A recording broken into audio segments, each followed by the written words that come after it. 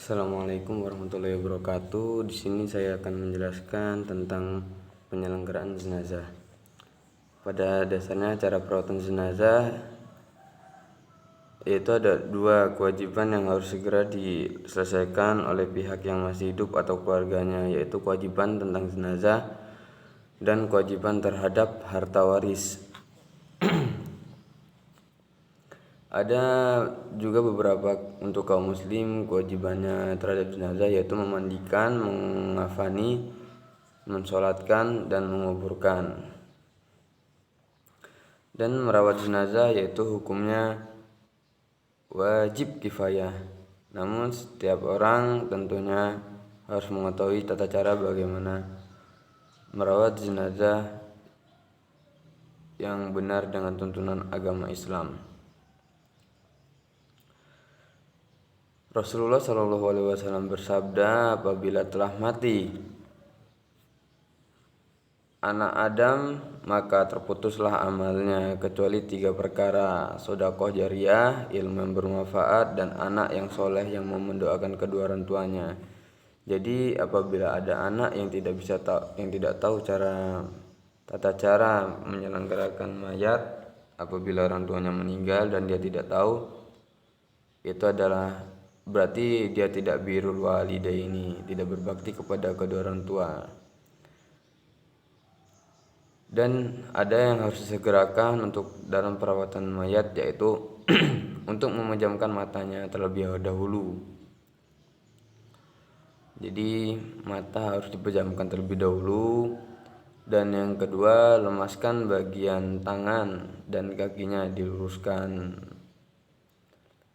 dan tidak ada bagian yang kaku, jadi di situ harus lemas semua, terutama tangan dan kakinya. Lalu ditutup mulutnya dengan kain dan dilingkarkan di dagu. Dan yang diutamakan untuk menghadap kiblat dengan kepala di sebelah kanan kiblat untuk daerah. Ditutup wajahnya serta seluruh tubuhnya dan mengucapkan kalimat tarji untuk istirja, yaitu innalillahi wa inna ilaihi rajiun, dan mendoakannya juga. Lalu menyebarluaskan berita kematian kepada keluarga atau ahli waris, kerabat, dan masyarakat lingkungan. Mempersiapkan keperluan dan perlengkapan perawatan mayat seperti kain kafan, dan nanti akan dijelaskan lagi.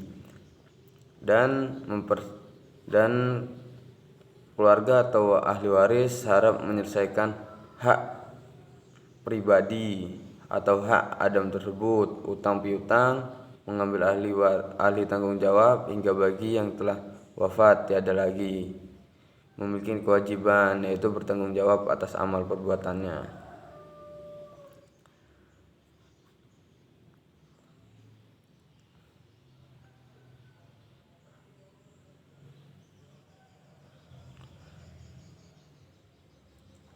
Dan sini pun ada syarat orang yang memandikan jenazah, yaitu baligh, terutama yang kedua sudah mencapai usia 19 tahun, lalu berakal,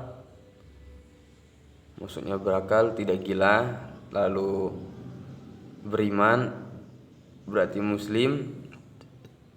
Dan tahap-tahap memandikan jenazah, yaitu jenazah harus lebih tinggi dari bagian tanah atau agar tidak tersentuh oleh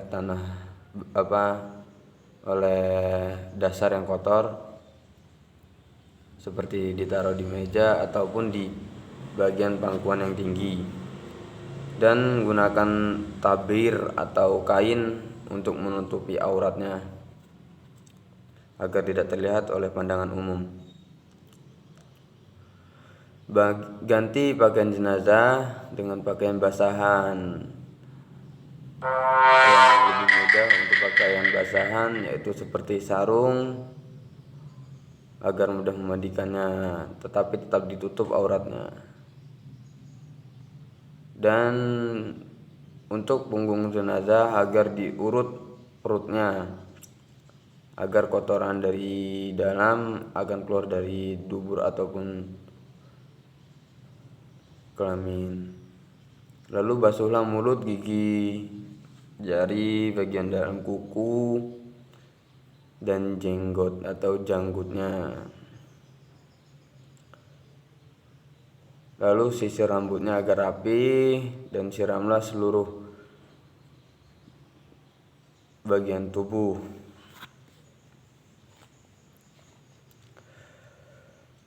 Dan di sini pun ada cara untuk memandikan ya, bagian untuk seorang laki-laki dan perempuan pun berbeda cara memandikannya. Di sini saya akan menjelaskan untuk memandikan dengan air atau dan daun bidara ya.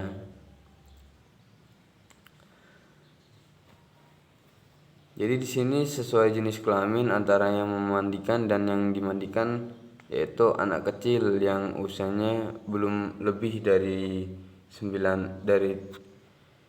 tahun, suami atau istri masing-masing memandikan yang lain.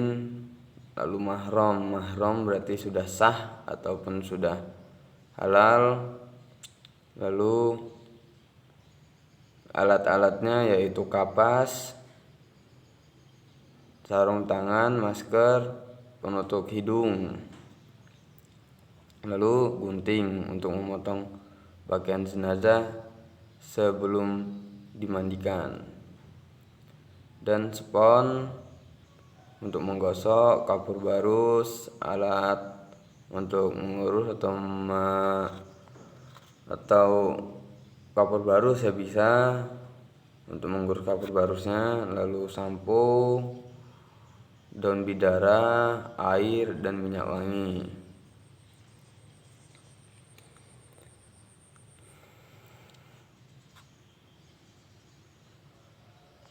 Dianjurkan ya untuk menutup aurat si mayit ketika memandikan.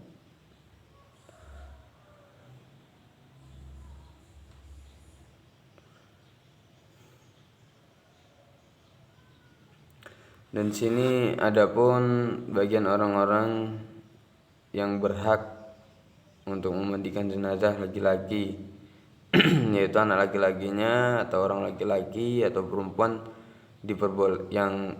perempuan yang diperbolehkan yaitu istri anak perempuan dan muhrimnya. Lalu jenazah perempuan yang berhak untuk memandikannya yaitu anak perempuannya, orang perempuan lain. Laki-laki diperbolehkan apabila suaminya atau anak laki-lakinya, muhrimnya ya.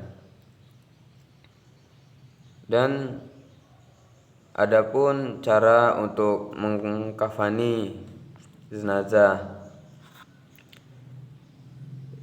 di sini yang disunahkan dalam mengkafani jenazah yaitu kain kafan yang digunakan.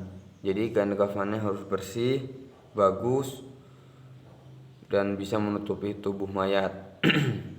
Lalu kain kafan itu harus berwarna putih.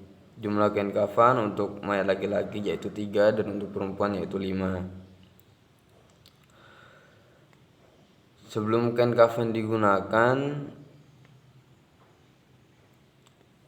jadi kain kafan hendaknya diberi wangi-wangian terlebih dahulu. Dan tidak berlebihan mengkafani jenazah.